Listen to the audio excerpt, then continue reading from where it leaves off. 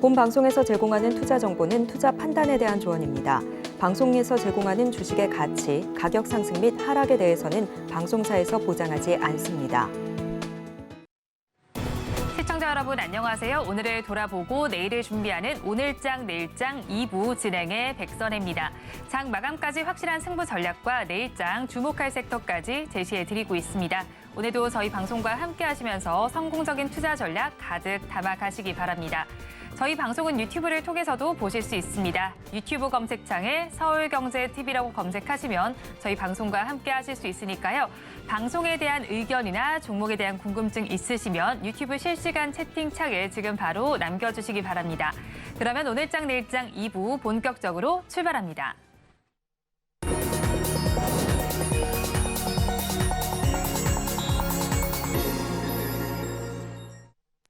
급락하는 종목에 대한 생존 전략을 모색해 보겠습니다. 종목 SOS 시간, 오늘은 신한투자증권 이호석 차장과 연결되어 있습니다. 차장님 안녕하세요. 네, 안녕하십니까. 이호석 차장입니다. 차장님, 저희 먼저 급락하는 종목들을 구조해 보기 전에 오늘 시장 상황부터 점검하겠습니다. 오늘 시장은 어떻게 보시나요? 네, 우선 간략하게 얘기를 한다면 반도체가 지지하는 지수다라고 이렇게 말씀을 드리겠습니다. 우선 시장을 주도하는 이제 업종들이 분명히 존재를 하고요. 작년에는 2차 전지였다라고 하면 올해는 반도체가 될 가능성이 높은 상황이고, 현 시점에서 반도체가 대부분의 수급을 이제 빨아들인다는 점 생각하면 반도체가 기술을 견인하고 있는 흐름이다 정도로 정리를 해볼 수 있을 것 같습니다. 그동안 반도체에 대한 수요가 좀 부족하다라는 우려감들이 있었는데요. 그런 부분들이 AI에 따라서 HBM이라든지 그런 이제 신규 수요들이 창출이 되면서 반도체 업황이 개선되는 점도 있고, 반도체 자체도 그동안 이제 공급 과잉에서 다시 한 번 더 재고 조정이 이루어지면서 수요가 늘어날 수 있는, 그래서 디램 가격이 상승할 수 있는 그런 국면들에 들어섰다는 점을 생각해 본다라고 하면, 결국은 시장의 긍정적인 요인 중에서 가장 대표적인 요인은 반도체와 관련된 호재들이다, 이렇게 한번 정리를 해볼 수 있을 것 같습니다. 그렇다고 해서 꼭 좋은 것만 사실 있는 건 아니거든요. 반도체가 시장의 긍정적인 부분이라면 시장에서 부정적인 부분은 바로 부동산 PF와 관련된 내용입니다. 아무래도 부동산 PF와 관련된 악재가 섞이면서 가장 대표적인 사례가 태형건설 워크아웃 신청이 되겠죠. 결국 이제 부동산 PF와 관련되어 있는 건설이라든지 금융업종 같은 경우에는 악재를 가질 수밖에 없고요. 결국 지수가 상승하려는 부분을 부동산 PF, 반도체가 지수를 견인하려는 부분을 부동산 PF가 다시 끌어내리고 있고, 반대로 부동산 PF 관련된 이벤트로 인해서 지수가 하락할 수 있는 부분을 반도체가 버티고 있다, 견인하고 있다, 이 정도 포인트로 생각을 해주시면 될 것 같습니다. 호재와 악재가 두루두루 섞여 있기 때문에 시장의 상승폭은 다소 좀 제한되긴 하지만요. 그렇지만 주말에 중동에서 있었던 중동 지역 무력 충돌이라든지 일본에서 있었던 지진이라든지 시장에 이제 안 좋은 영향을 끼칠 수 있는 재료들이 분명히 있었음에도 불구하고 시장의 지지를 받고 있다라는 것은 좀 고무적이다, 의미가 있다 정도로 말씀을 드릴 수 있을 것 같습니다. 결국 시장에서 또 체크를 해봐야 될 부분은 수급에 대한 부분이거든요. 연말 기준으로 생각했을 때 개인의 이제 매수세는 다소 약한 편이었습니다. 그 이유는 심플한데요. 연말에는 양도세 회피를 해야 되기 때문에 양도세 회피 목적으로 인해서 개인 자금의 매수 유입이 조금 자제되고 있고요. 해가 바뀌고, 사실 정확하게는 지난달 이제 작년 말 권리락 이후겠죠. 이제 그때부터는 개인 자금들이 이제 매수에 투입될 수 있는 여지가 생겼기 때문에 그에 따라서 이제 시장에서 양도세 회피 목적의 개인 자금들이 매수에 유입된다라는 것이 굉장히 큰 의미가 있습니다. 결국 이제 시장을 이끌어가는 3대 축이겠죠.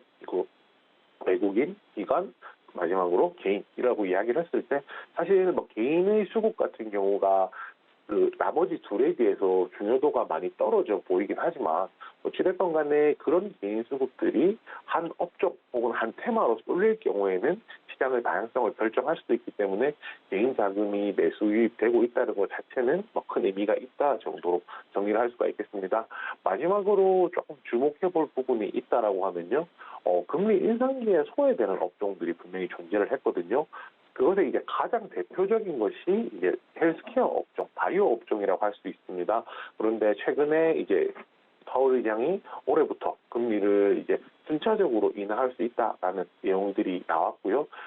이제 결국 마라톤으로 저희가 생각을 한다라고 하면은 결승 지점이 보이는 지점까지는 왔다라고 또 생각을 해볼 수 있을 것 같거든요. 결승 지점이 보이는 부분까지 와 있기 때문에 상대적으로 금리 인상기에 마라톤을 하던 중간에 끝이 어딘지 모를 때 소외됐던 업종들 같은 경우에는 강세를 띌 수 있는 여건이 된다라고 생각을 합니다. JP모건 헬스케어 컨퍼런스와 관련된 이슈들도 있을 것이고요. 헬스케어 업종에 대해서는 그동안 소외되었던 부분, 그리고 그 외에 글로벌한 모멘텀들 이런 부분들이 있기 때문에 헬스케어 업종에 대해서 주목할 필요가 있다는 점까지 같이 말씀드리겠습니다. 네, 오늘 양대 시장 그래도 지금 시간 기준으로 모두 빨간불을 켜고 있습니다. 하지만 이런 시장 상황 속에서도 급락하는 종목들이 있습니다. 2시 30분 기준 급락주들 화면을 통해서 체크해 보겠습니다. 먼저 대부시스터즈 살펴보도록 하겠습니다. 게임 관련주인데 오늘 시장에서는 7% 넘게 빠지고 있습니다. 44,900원 선에 거래 진행되고 있고요. 다음은 비만 치료제와 관련된 펩트론을 살펴보겠습니다.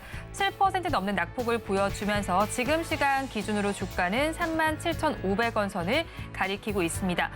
다음으로 DB하이텍을 살펴보겠습니다. 반도체 후공정 관련주입니다. 오늘 시장에서는 6% 넘게 빠지면서 힘을 내지 못하고 있는데요. 54,600원 선의 거래는 진행되고 있습니다. 다음으로 엔터주인 와이즈 엔터테인먼트를 살펴보겠습니다. 시장에서 6% 넘는 하락률을 보여주고 있고요. 지금 시간 기준으로 주가는 47,450원 선을 가리키고 있습니다. 마지막으로 포스코 DX를 살펴보겠습니다. 오늘 코스피 시장으로 이전 상장한 종목입니다. 시장에서 하락률 5%대로 집계가 되고 있고요. 지금의 주가는 69,700원 선을 가리키고 있습니다. 급락하는 종목들 저와 함께 살펴보셨는데요. 이 종목들을 가지고 계신 분들이거나 또 다른 종목에 대한 궁금증이 있으시다면 유튜브 실시간 채팅창에 지금 바로 남겨주시기 바랍니다. 그러면 저희는 첫 종목부터 구조를 해보겠습니다. 대부시스터즈를 구조해 보겠습니다. 쿠키런 킹덤이 중국에서 애플 매출 순위 16위를 기록했습니다. 또 인기 순위는 4위로 집계가 됐는데 그래도 아직까지는 중국 정부에서 게임을 규제하고 있는 만큼 우려감이 감도는 것으로 보입니다. 앞으로의 주가 전망은 어떻게 보면 될까요? 네, 우선 방금 말씀해 주신 내용이 이게 제일 중요한 포인트입니다. 결국 이제 대부시스터즈가 좋은 성과를 냈음에도 불구하고 시장에서 외면이라고 해야 될까요? 결국 주가가 빠지는 이유는 중국 정부의 이제 게임 규제가 이제 제일 크다라고 좀 얘기를 해야 될 것 같거든요. 중국 정부의 게임 규제에 대한 내용을 살짝 체크를 해보자면요, 핵심은 이겁니다. 과금에 대해서 이제 억제를 한다든지, 그리고 이제 특징적인 부분이 일간 출석이거든요. 매일 이제 출석을 할 경우에 보상이 많이 주어졌었는데 그동안은 그 부분에 대한 규제도 있다라는 겁니다. 그 부분들이 이제 조금 더 디테일하게 조금 생각을 해보자면 결국은 이제 일간 출석을 하게 되면 발생할 수 있는 게임사 입장에서 장점은요. 게임 유저들이 매일 보상을 위해서 매일 반복해서 로그인을 하게 됨으로써 이것이 하나의 습관으로 좀 자리를 잡을 수가 있게 되거든요.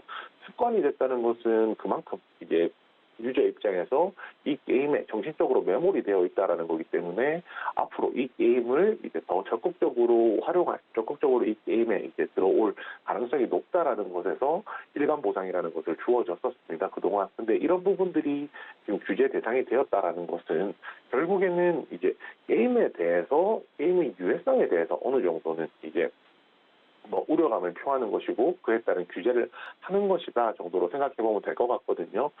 이 규제가 너무 좀 강력하다. 그리고 이 규제가 왜 생겼는지 이런 부분에 대한 의견이나 이야기는 굉장히 좀 분분한 상황입니다. 그런데 이런 의견도 있더라고요. 중국 청소년들을 이제 그러니까 말 그대로 눈이 나빠지는 거죠. 근시의 비율이 점점 더 많이 높아지고 있는데 그 원인 중에 하나를 게임으로 하는 것이고 그 게임을 이제 조금씩 이 게임에 대한 비중을 조금씩 줄여간다라고 하면은 그런 부분이 해소될 수 있다라는 부분까지도 현재 뭐 분석적으로는 이야기가 나오고 있거든요. 쉽게 말해서 이제 이 말씀을 드리는 이유는 이 규제라는 것이 굉장히 뭐 단순하게 끝날 문제는 아니다라는 점을 말씀을 드리는 겁니다.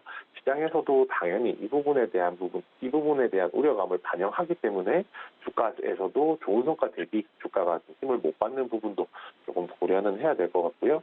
거기에 추가적으로 얘기를 해보자면 이번에 이제 주가를 끌어내렸던 그 규제에 대한 내용은 말 그대로 게임 전문가들의 이제 의견을 듣는 이제 안건 중에 하나라고 중국 정부에서 이야기를 했습니다. 그리고 게임 관련주들 텐센트가 대표적이겠죠. 텐센트 같은 경우가 주가가 좀 크게 빠지는 모습들을 보이면서 중국 정부에서 바로 다음날 뭐 외자판호를 발급함으로써 게임주의 주가 하락을 막으려는 움직임들도 실제로 보였습니다. 이런 부분들 종합적으로 저희가 조금 생각을 한다라면요, 당장 이제 뭐 악재는 맞습니다. 당장 악재는 맞지만 이 내용 자체가 기존에 없었던 것도 아니고, 그리고 지금은 의견을 청취하는 중 말 그대로 확정적으로 나온 부분이 아니라는 점에서는 우려감을 원래 생각했던 것보다는 조금 덜 필요는 있겠다 정도로 생각해 주시면 되겠습니다. 회사 내부적인 내용을 조금 체크를 해보자면요. 쿠키런 킹덤이 중국 앱스토어에서 1위를 달성했고요. 인기 차트에도 차트인을 하게 되면서 굉장히 흥행에 대한 장점이 있다라고 할 수가 있겠습니다. 쿠키런 킹덤 같은 경우에는 국내 시장에서도 마찬가지였었는데요. 이 게임 같은 경우에 특정한 타겟팅이 아닌 말 그대로 뭐 NC소프트의 리니지를 기준으로 한다라고 하면은 특정 연령대 그리고 특정 성별을 이제 타겟팅을 한다라고 하면 쿠키런 킹덤 같은 경우에는 조금 더 라이트한 게임으로서 더 많은 사람들이 플레이를 할 수 있도록 하는 것이 목표거든요. 그리고 국내에서도 그런 전략이 성공했는데 중국 시장에서는 당연히 중국에서는 인구가 더 많고 게임을 할 수 있는 유저층이 더 많기 때문에 이 부분에 대한 확장성은 굉장히 더 크다라고 생각을 하고 있습니다. 단지 지금 이제 이런 우려감들은 어쩔 수가 없기 때문에 주의가 좀 필요하다는 점 같이 말씀드리겠고요. 쿠키런이라는 이 IP를 활용해서 굉장히 다양한 게임들이 그동안 나왔었고 앞으로도 나오게 될 겁니다. 데브 시스터즈가 가지고 있는 힘이 무엇이냐, 장점이 무엇이냐 하면 바로 쿠키런 IP 힘이 될 텐데요. 이 쿠키런 IP를 앞으로 어떻게 활용하는지에 대해서 좀 기대해 볼 필요가 있다라고 말씀을 드리겠고요. 결국 뭐 정부 규제라든지 이런 부분에 대한 것은 뭐 단기적으로 영향을 끼치겠지만은 좀 장기적인 관점에서 또 체크를 해볼 필요가 있기 때문에 데브 시스터즈와 관련해서는 조금 더 긴 관점에서 보자 이 말씀까지 같이 드리겠습니다. 데브 시스터즈 우려 사항도 있지만 기대해 볼 만한 모멘텀도 있는 것 같습니다. 그래도 최근 들어서 음봉이 길게 2번이나 출현한 만큼 가지고 계신 분들께서는 불안하실 것 같습니다. 어떻게 대응해야 할까요? 네, 우선 버티자 의견 드리겠습니다. 제가 이 코너 통해서 자주 말씀드리게 되는 내용 중에 하나가 주가가 충분히 조정을 받았으니 버텨보자, 기다려보자라고 말씀을 드리게 되는데요. 오늘 같은 경우 이 종목도 해당이 되는 내용이라고 할 수 있습니다. 우선 지금 현재 가격은 44,850원이고요. 만약에 지금 가격대가 거의 121선 부분까지 조정이 나와서 내려와 있는 상황이기 때문에 주가가 충분히 조정받았다는 관점에서 조금 더 기다려보자라고 말씀을 드리게 됩니다. 만약에 이 종목을 신규로 매수를 하시게 된다라고 하면 현재 121선 지지 여부를 확인을 하고 있기 때문에 지금 구간보다는 그 아래 지지선에서 매수하는 것이 맞다라고 판단을 하고 있고요. 그 가격은 39,000원입니다. 이 39,000원이라는 가격은요. 지난 10월 달에 있었던 저가 부근, 작년이죠. 작년 10월 달에 있었던 저가 부근의 가격이라고 생각해 주시면 되고요. 만약에 이 종목이 121선을 이탈해서 39,000원까지 내려온다라고 하면 지지 여부에 대한 확인 좀 필요하다는 점 말씀드리겠습니다. 그리고 손절가는 33,000원 드리겠는데요. 손절가 33,000원은 지난 8월 달에 있었던 저가가 33,250원으로 이 저가가 형성이 되어 있습니다. 만약에 여기 가격이 33,000원까지 내려간다라고 하면 그리고 그 가격에서 반등이 나오지 못한다라고 하면 추세가 이탈하는 이제 차트이기 때문에 신규 손절가 33,000원 드리고요. 마지막으로 신규 진입 목표가는 44,000원 드리겠습니다. 39,000원에 매수를 하신다라고 하면 위쪽으로 상승했을 경우에 121 이동 평균선이 이제 그 다음 가격대의 저항선이 될 겁니다. 그래서 121선 기준으로 목표가 44,000원 제시해 드리겠습니다. 대부 시스터즈에 대해서 버티자 전략을 주셨습니다. 가격 전략 살펴본다면요. 신규로 진입을 하신다면 지금보다 아래에 있는 지지선인 39,000원에 해보시고요. 이때 손절 라인은 지난해 8월 저가 부근인 33,000원 잡아주셨습니다. 그리고 신규 진입 목표 주가는 121선에 해당하는 44,000원 제시해 주셨습니다. 그러면 저희 다음 종목 구조를 해보겠습니다. DB하이텍을 구조해 보도록 하겠습니다. 행동주의 펀드인 KCGI가 DB하이텍 보유 지분 일부를 DB그룹 지주사에 매각했습니다. 이 이슈로 인해서 주가가 조정을 받고 있는 것으로 보입니다. 차장님께서는 어떻게 보시나요? 네, 우선 기분 좋은 소식은 아닐 겁니다. 기존 주식을 보유하신 분들 입장에서는요. KCGI 같은 경우 이제 경영권 분쟁이죠. 그러니까 DB하이텍의 기분을 매입함으로써 경영권 분쟁 이슈가 발생을 했고요. 경영권 분쟁이라는 것이 이 경영권 분쟁 이슈가 발생을 하게 되면 이 종목에 대해서 경영권 갈등에 있는 양측은 DB하이텍의 지분을 최대한 많이 확보하는 것이 중요해지거든요. 말 그대로 공급은 한정되어 있는데 수요가 많이 올라갔기 때문에 자연스럽게 주가를 끌어올리는 요소 중에 하나가 된다라는 겁니다. 그런 부분에 있어서 이런 경영권 분쟁 이슈가 붙었을 경우에 관련된 종목이 주가가 상승을 하게 되는 것이고요. 최근에 이제 많은 분들이 기억해 보시면은 SM이 가장 대표적일 수 있겠죠. 결국은 경영권 분쟁이 발생했을 경우에 주가가 올라간다라는 부분을 예를 들어서 좀 체크를 해보실 수가 있을 겁니다. 그런데 지금 KCGI가 가지고 있었던 지분을 매각하겠다라고 얘기를 했거든요. 지분을 매각한다는 게 무슨 의미냐라고 하면 간단하죠. 사실상 경영권 분쟁이 종료가 되었다 정도로 생각할 수 있을 것 같습니다. 기존에 7.05% 지분을 가지고 있었는데요. 이번 매각을 통해서 1.42%까지 지분이 감소할 것이라고 전해졌거든요. 사실상 그러면 이제 지분이 대략적으로 한 5.5% 정도 감소를 한 거기 때문에 경영권 분쟁에 대해서 계속 집중을 하고 있다라고 하면 이 정도로 지분을 줄일 이유가 없다는 점에서는 사실상으로 경영권 분쟁이 종료된 것이 아니냐 하면서 실망 매물이 출회되었다 정도로 생각을 해주시면 될 것 같습니다. 우선 이제 이 부분과 관련해서는 당장의 이제 경영권 분쟁과 관련된 모멘텀은 이제 한 템포 끝이 났다라고 보는 것이 맞을 것 같습니다. 당연히 경영권 분쟁을 기준으로 생각해서 이 종목에 투자하셨던 분들 같은 경우에는 이 종목에 대해서 더 기대할 바가 없을 수도 있다는 점 한번 생각을 해주셨으면 좋겠고요. 그렇지만 이 부분도 같이 좀 생각을 해봐야 될 것 같습니다. 경영권 분쟁이 끝났다라고 해서 이 회사의 기업 가치가 바뀌는 것은 아니거든요. 그 말은 무슨 말이냐면, DB하이텍이라는 회사의 기업 가치가 100이라고 하면, 이 100이라는 기업 가치는 그대로 있었는데, 경영권 분쟁이 붙으면서 기업의 가치가, 실제로 거래되는 기업의 가치가 150, 200처럼 보였던 거거든요. 그렇지만 이 분쟁이 끝난다라고 하면은, 당연히 기업 가치는 원래 제자리로 돌아온다라는 겁니다. 결국 이제 지금 투자자들 입장에서 좀 주목해야 될 부분은요. 이 종목에 대해서 기업 가치가 변한 것이 실제로 있는지, 그리고 내가 투자를 했던 목적이 경영권 분쟁이었는지 아니면 이 기업의 가치에 대해서 투자한 건지 그런 부분에 대한 재평가가 필요하다는 점 말씀드리겠습니다. DB하이텍 경영권 분쟁 문제를 차치하고 기업 가치에 대한 재평가가 필요해 보입니다. 그렇다면 가지고 계신 분들께서는 이 시점에서 어떻게 대응하면 좋을까요? 네, 버티자 의견 드리겠습니다. 버티자 의견 드리는 것은 갈래는 양갈래로 좀 갈라질 수 있을 것 같은데요. 경영권 분쟁만 노리고 이제 매수를 하셨던 분들 같은 경우에는 이미 이벤트가 소멸되는 상황이기 때문에 도망가자가 가능할 수도 있겠지만은 일단 이 종목에 대해서 그 외에도 가지고 계신 분들이 있으실 거기 때문에 버티자로 의견 드리겠습니다. 우선 이제 이 회사 같은 경우에 제가 말씀드리는 부분들이 이겁니다. 기존의 기업 가치가 크게 바뀐 게 없다라는 거죠. 충성도 있는 고객층을 여전히 가지고 있고요. 미래를 위해서 2022년, 2023년 현재적인 투자를 했기 때문에 그에 대한 이제 회수가 올해부터 이루어질 거라는 겁니다. 지금 이 종목에 대해서 얘기를 해볼 부분은 지금 가격은 이제 지금 가격이 이제 54,000원 정도, 이제 54,000원 정도 가격이 형성이 되어 있는 상황이거든요. 54,600원 정도인데, 지금 가격이 120일 이동평균선, 60일 이동평균선 맞물려 있는 가격입니다. 지지선으로 생각한다라고 하면은 굉장히 이제 견고한, 단단한 지지선에 자리를 잡고 있다 정도로 생각을 해주시면 될 것 같고요.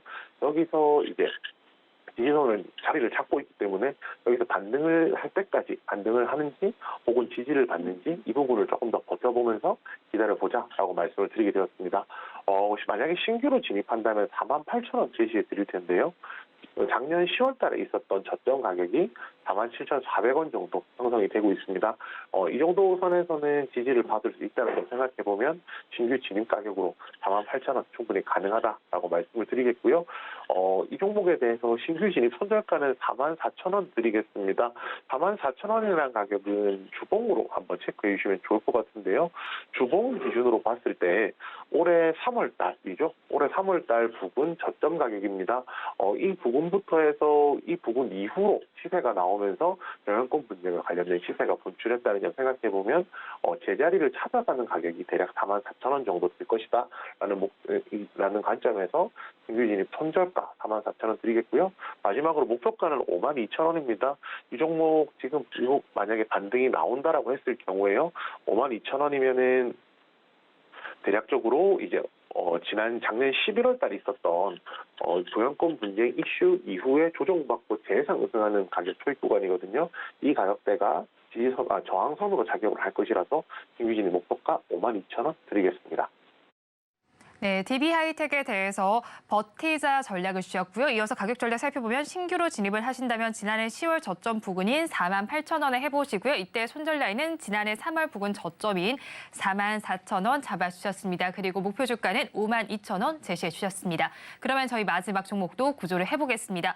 YG 엔터테인먼트를 구조해 보겠습니다. 블랙핑크 재계약 이슈로 인해서 주가가 올랐던 바가 있었는데 하지만 그룹 활동은 YG 엔터테인먼트 내에서 하겠지만 개별 활동의 경우에는 이야기가 다른 상황입니다. 이에 따라서 주가가 밀리고 있는 것으로 보이는데 앞으로 YG 엔터테인먼트는 어떻게 바라봐야 할까요? 네, 사실 긍정적인 내용이라고 할 수는 없습니다. YG가 블랙핑크 재계약을 발표하고 20% 이상 상승했던 날을 생각해보면 그날은 이제 쉽게 말해서 블랙핑크가 그룹 재계약 그리고 개별 활동 재계약도 또 할 것이다라는 예측들이 있었던 거거든요. 그렇지만 그 이후에 주가가 조정이 나왔었고 주가가 이제 좀 크게 조정이 나온 것이 이제 개별 활동에 대한 얘기가 나오면서부터였습니다. 결국에는 이제 그룹 활동만 YG에서 진행을 하게 되고요. 그 외의 부분에 있어서는 개별 활동을 한다는 것인데 이제 쉽게 말해서 이렇게 되겠죠. 개별 활동의 비중이 올라가게 된다라고 하면 그룹 활동에 대한 비중이 줄어들게 될 것이고 그러면 YG가 가져갈 수 있는 수익이 적어진다라는 것에 대한 우려감이 좀 있다라고 얘기를 해볼 수 있을 것 같습니다. 그런데 지금 가격 보시면 블랙핑크가 계약이 될지 안 될지 불투명한 상황의 가격까지 거의 다 내려와 있는 상황이거든요. 그렇다면 지금부터는 주가가 제자리로 왔다라는 관점에서 좀 접근할 필요가 있을 것 같습니다. 블랙핑크를 제외하고 얘기를 해보면 될 것 같은데요. 현재 신인걸그룹 베이비몬스터가 굉장히 글로벌 이제 팬덤을 확보를 해놓은 상황이고 보이그룹 이제 트레저 같은 경우에도 활동을 이제 적극적으로 하는 등 신규 IP에 대한 모멘텀들이 충분히 이제 있는 상황이거든요.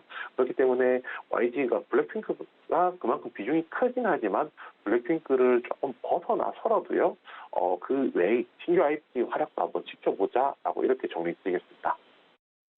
네, 그래도 부정적인 소식 속에서도 신규적인 모멘텀이 존재하고 있습니다. 그러면 가지고 계신 분들께서는 대응 전략 어떻게 짜면 좋을까요?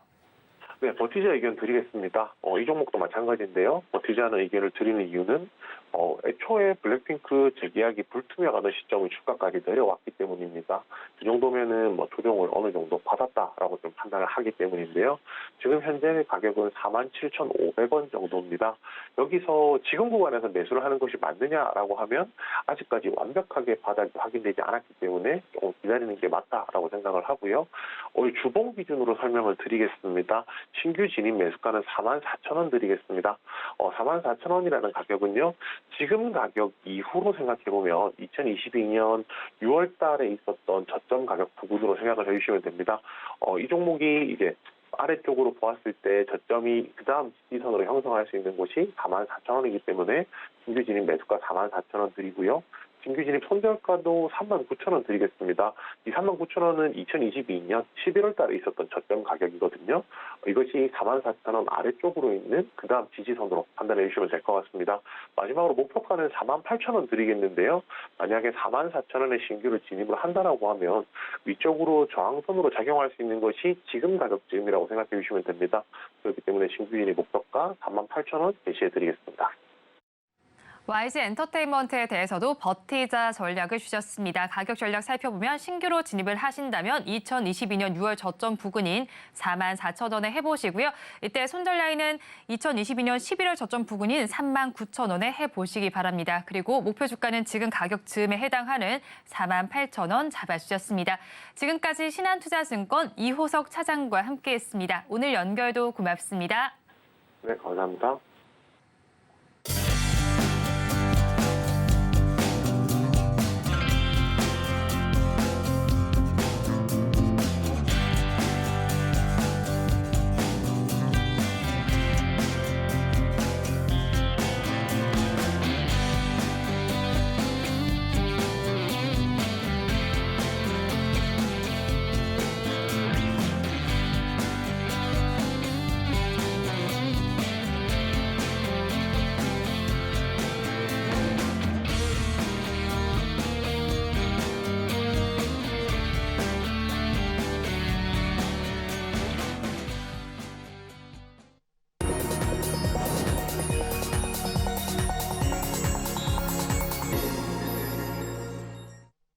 네, 지난해에는 지정학적 리스크가 고조되면서 국제 유가가 급등락을 거듭했습니다. 거기에 글로벌 각국은 친환경 에너지에 열을 올리게 되면서 신재생 에너지의 테마가 그 어느 때보다 각광을 받았습니다.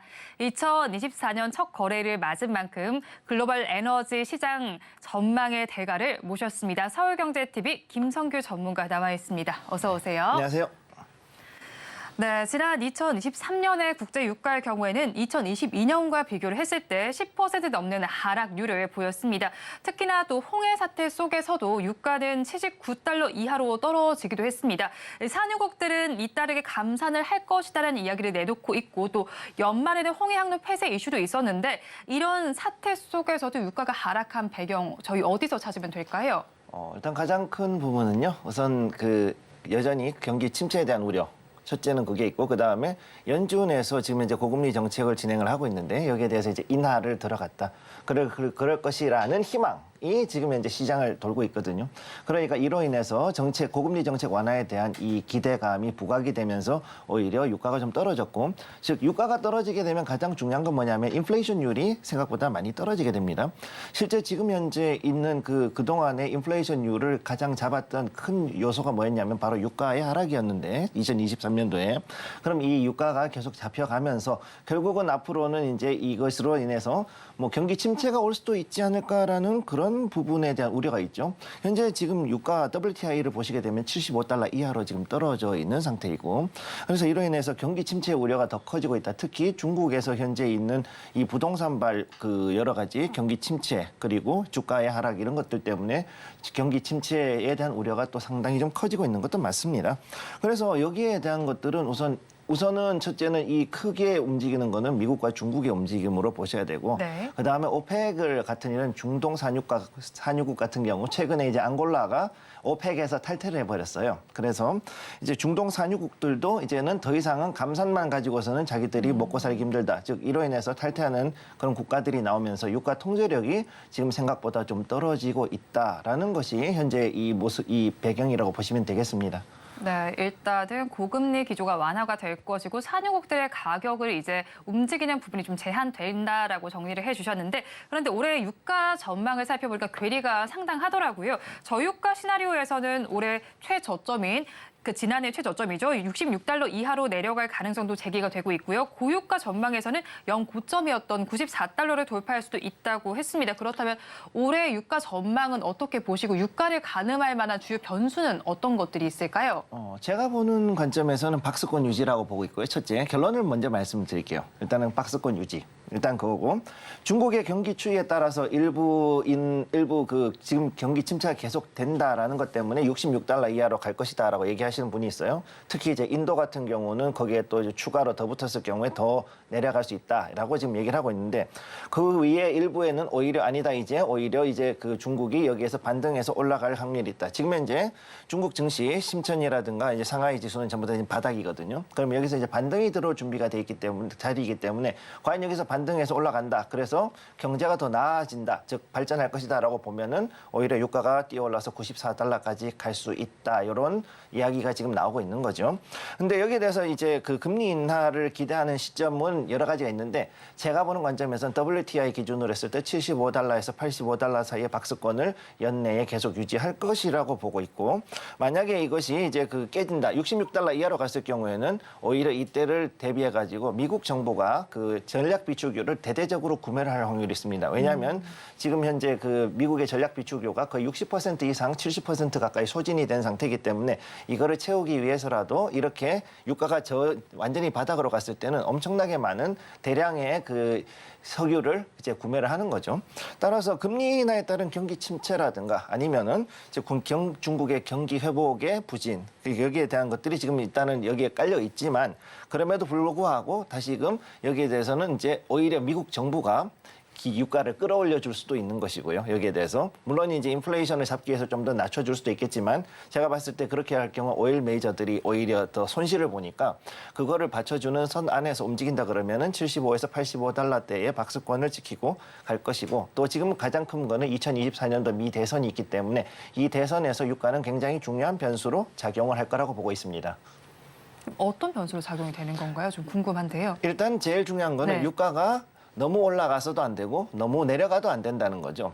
너무 내려갔을 경우에는 공화당에서 이제 표가 안 나올 수가 있고 또 이제 너무 올라갔다 그러면 민주당에서 표가 대거 깎이는 그런 상황이 벌어집니다. 이제 이렇게 했을 경우에 만약에 배럴이 아니죠. 이 갤런이죠. 이 일반 서민들은 갤런당 해가지고서는 따지는데 지금 이게 만약에 이전에 같이 인플레이션이 한참 높을 때 같이 갤런당 6달러 이상 그러면은 휘발유가 그 정도 가게 되면 사실 우리나라보다 기름값이 더 비싼 거거든요. 네. 그러면 그렇게 됐다 그러면은 절대로 유권자들이 바이든 대통령한테 표를 안 줍니다.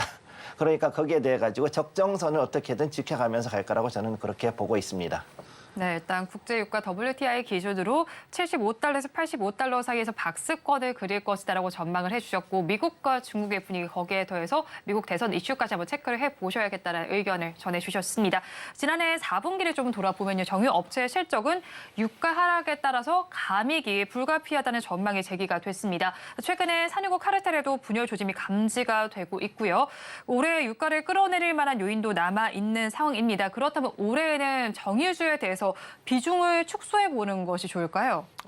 결론을 말씀드리면 정유주는 홀딩 하시는 게 좋고요. 홀딩이요? 예, 네. 개인적으로는 지금 물론 이제 어느 정도 그 주가는 떨어질 수 있지만 정유주는 기본적으로 배당주에 속합니다. 그렇기 때문에 배당을 특별히 떨구는 건 없을 거라고 보기 때문에 이 부분에 대해서 여러분들이 조금 일단 주목하고 가실 필요가 있고요.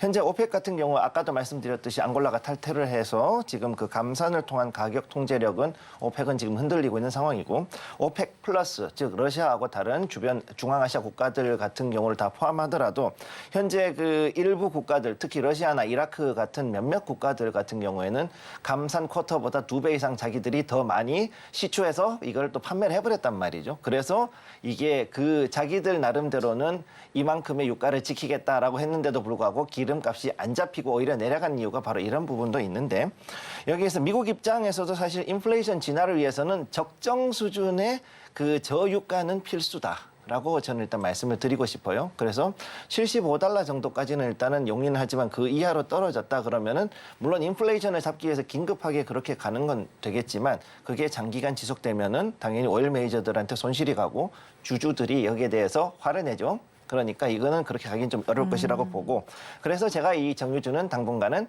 홀딩하시는 게 괜찮다라고 보고 있고 당연히 아까 말씀드렸듯이 미 대선에서 오일 메이저들의 움직임이 어떻게 될 것인가가 되게 변수가 되고 있는데 그럼에도 불구하고 이제 여러분들께 하나 말씀드리고 싶은 것은 오일 메이저들이야말로 이제 신재생 에너지 특히 이제 수소 관련 쪽으로는 가장 빠르게 전환이 가능한 그런 섹터란 것도 기억을 해두시기 바랍니다. 네, 저유가 가능성 속에서도 정유주는 홀딩하는 것이 좋겠고 오일 매니저의 경우에도 유가 이후에는 이제는 신재생으로 전환이 될 수 있다라고 정리를 해주셨습니다. 세계 각국의 그린 에너지 전환의 속도를 내고 있는 상황입니다. 해상 풍력과 태양광 등 신재생 에너지 시장이 커지고 있는데 지난해에서 국내외 신재생 에너지 시장 전반에 대해서 어떻게 평가하시는지 궁금한데요. 사실 많은 분들이 신재생 에너지가 그동안 바이든 대통령이 되고 난 다음에 잘 갈 거라고 생각했는데 생각보다 안 갔잖아요. 네. 그죠? 가장 큰 이유가 뭐였느냐 하면은 여기에 대해서 생각보다 예산을 많이 썼음에도 불구하고 여러 가지 그 난관들이 있었는데 특히 이제 중국에서 많은 부품들을 수입해 오다 보니까 그런 일들이 생겼고 첫째. 그다음 또 여기에 관련해 가지고 IRA 법안 즉 쉽게 해서 인플레이션 감축 법안이 이제 여러 가지로 이 업체들의 발목을 잡는 일들이 종종 생기다 보니까 그만큼 실행하는데 많은 어려움이 있었던 게 사실입니다.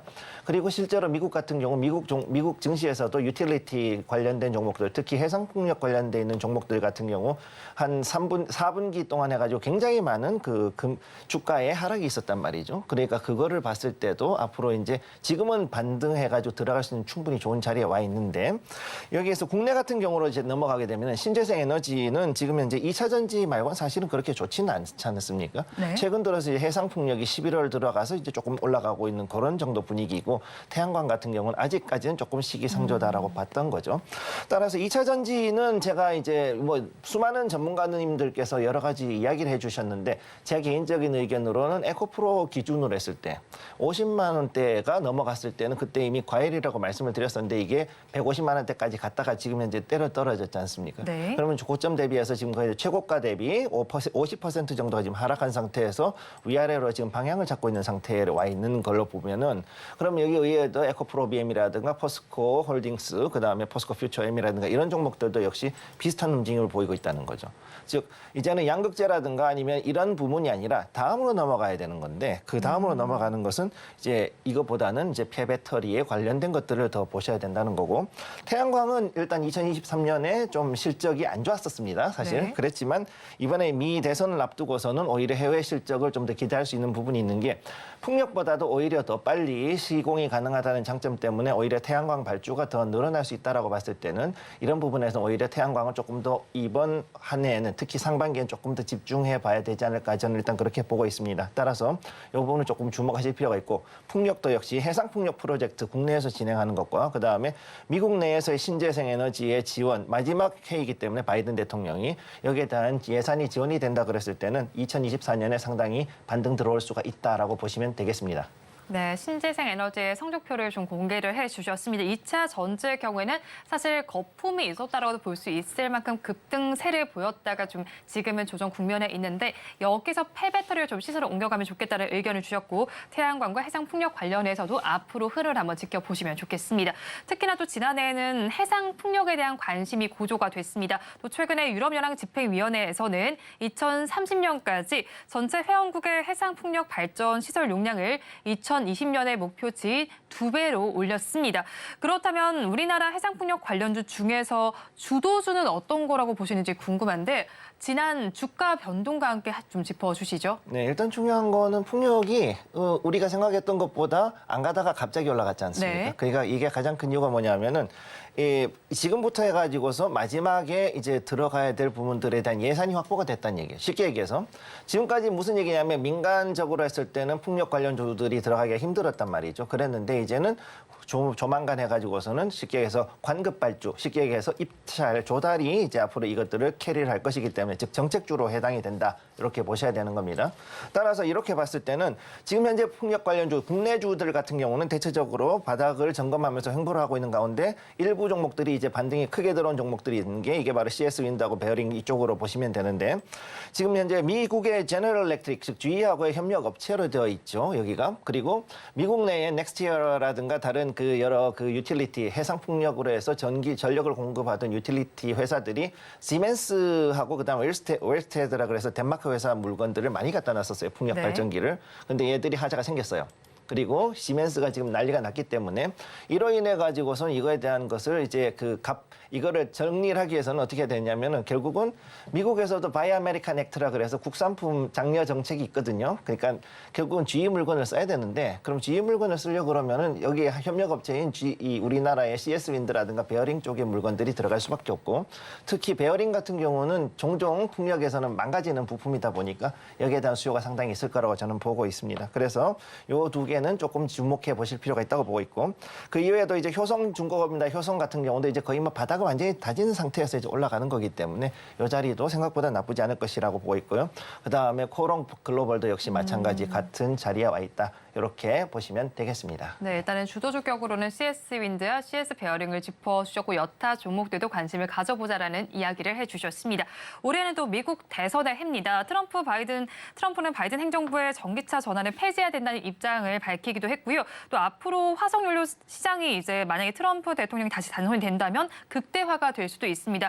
트럼프 전 대통령이 다시 당선이 된다면 예상되는 에너지 시장의 변화는 어떻게 보실까요? 지금까지 기존해가지고서 우리나라가 투자했던 그 2차 전지 플랜트라든가 아니면 전기차 관련된 공장들 이런 것들은 조금 타격은 단기적으로 놓을 수가 있는데 장기적으로는 좋을 것이라고 보이고 있고요. 그다음에 여기에 대한 오일 메이저들의 움직임이 상당히 앞으로 바쁘게 움직일 것이다라고 보고 있습니다. 그래서 여기에서는 우리나라는 좀 해당 사항이 없을 수도 있지만 셰일 오일 관련 주들을 조금 더 보셔야 되고 즉 데번 에너지나 그다음에 다이아몬드백 에너지라든가 이런 데를 좀 보셔야 되는 게 있고 그다음에 트럼프 대통령이 이제 만약에 여기에서 이제 움직이는데 공약이라든가 아니면 만약에 당선이 됐을 때를 많은 분들이 걱정을 하시는데 의외로 수소 관련해서는 트럼프 대통령은 지금까지 해가지고서 굉장히 많은 예산을 배당을 해주고 증액도 해줬던 그런 대통령이기 때문에 앞으로 수소 관련주들의 상승 가능성은 오히려 높다고 보고 있고 특히 올해 들었을 때는 수소 관련주들이 또 미국과의 굉장히 많은 그 협력 관계가 있을 수 있다라고 저는 그렇게 보고 있습니다. 네, 트럼프 대통령으로 당선이 되더라도 수소 관련주는 관심을 가져보면 좋겠다고 말씀을 전해주셨습니다. 우리 양대시장 마감 동시효과 구간에서 모두 빨간불을 켜고 있는 상황입니다. 양대시장 약세로 시작을 했다가 그래도 상승세로 좀 전환을 하는 모습이 나타나고 있고요. 양대시장의 수급 양상 좀 다르게 나타나고 있습니다. 코스피 시장에서는 외국인과 기관이 쌍끌이 매수를 해주고 있습니다. 마감 동시효과 구간 함께 하셨습니다.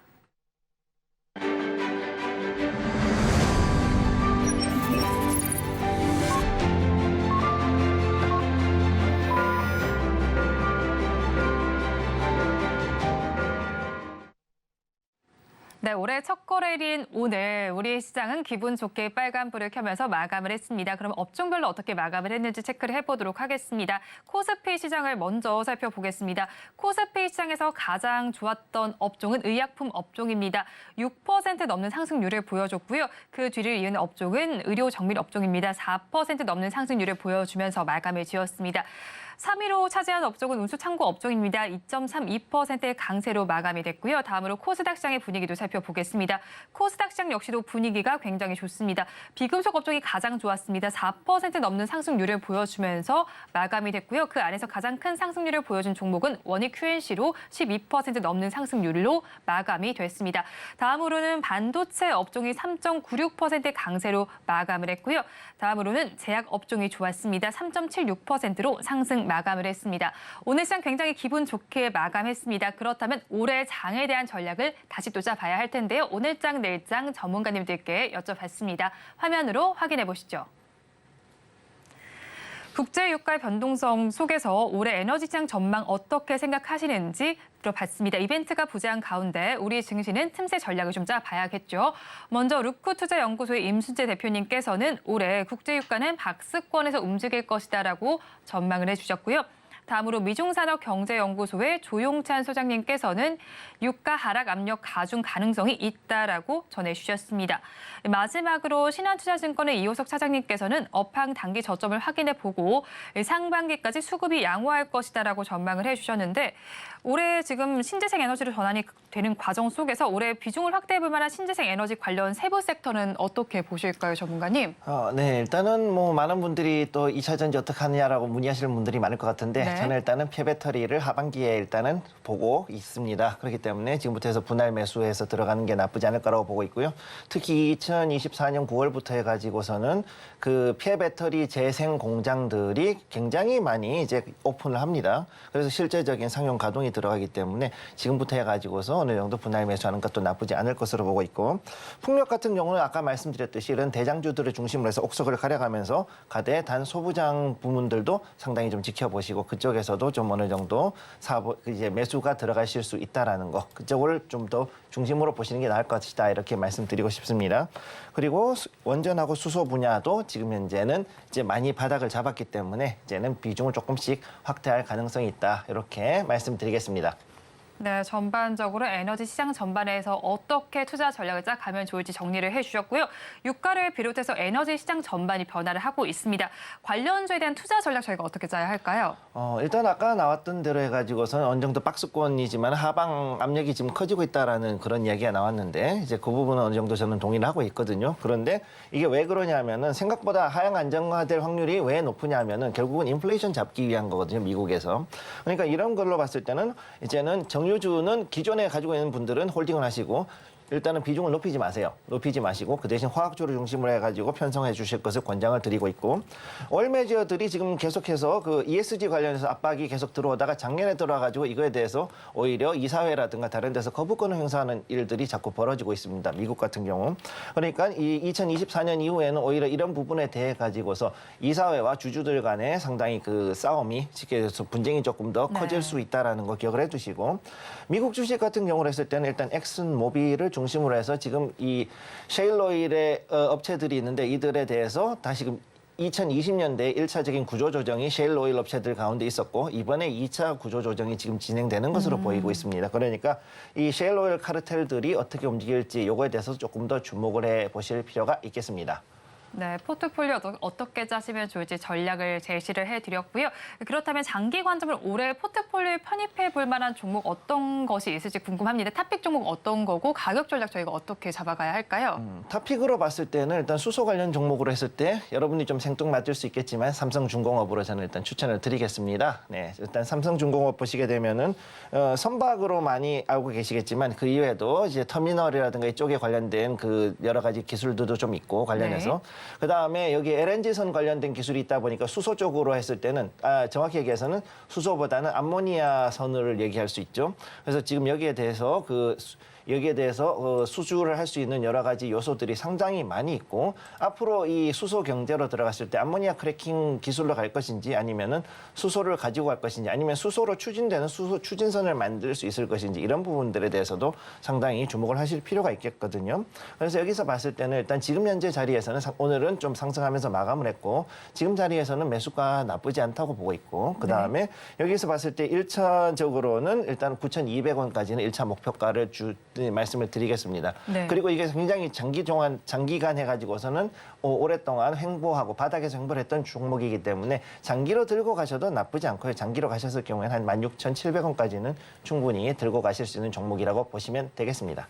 네, 1차적인 목표가를 제시를 먼저 해주셨는데 어느 정도 기간이 소요된다고 보실까요? 제가 봤을 때는 한 2분기, 즉 6개월 정도 그 안에 그 자리는 충분히 도달할 수 있을 것이라고 보이고 도달하면 그 자리에서 바로 미련을 갖지 마시고 바로 이익을 실현하시면 되겠습니다.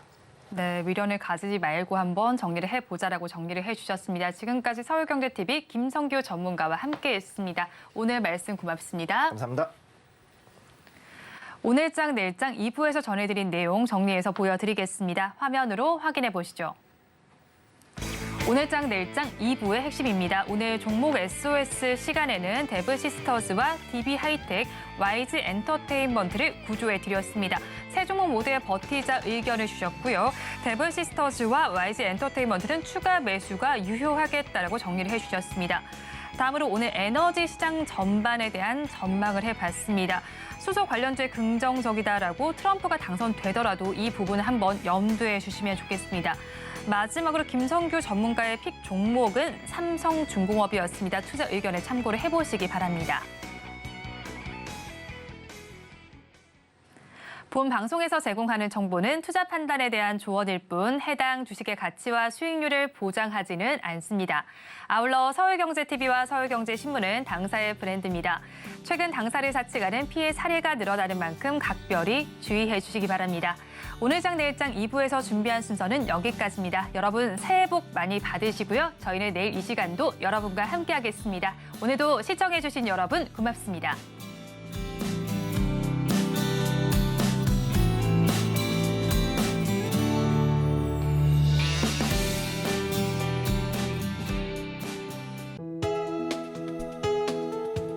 본 방송에서 제공하는 투자 정보는 투자 판단에 대한 조언입니다. 방송에서 제공하는 주식의 가치, 가격 상승 및 하락에 대해서는 방송사에서 보장하지 않습니다.